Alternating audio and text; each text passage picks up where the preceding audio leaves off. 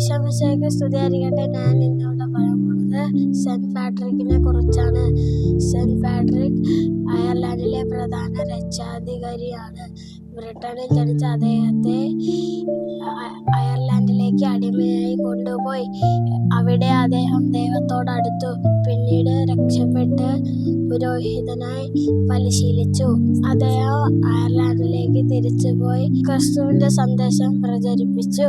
അദ്ദേഹം അയർലൻഡിലെ പാഗൻ വിശ്വാസങ്ങളെ മാറ്റിമറിച്ചു. അദ്ദേഹം അയർലൻഡിലെ ക്രിസ്തു വിശ്വാസത്തിന്റെ വളർച്ചയിൽ നിർണായക പങ്ക് വഹിച്ചു. പാട്രിക് അയർലൻഡിലെ പാമ്പുകളെ പുറത്താക്കിയെന്നും അദ്ദേഹം അയർലൻഡിലെ ക്രിസ്തീയ സഭയുടെ അടിത്തറ പാകിയെന്നും വിശ്വസിക്കപ്പെടുന്നു. അദ്ദേഹത്തിന്റെ ഓർമ്മയ്ക്കായി മാർച്ച് 17 അയർലൻഡിൽ പാട്രിക്സ് ദിനം ആഘോഷിക്കുന്നു.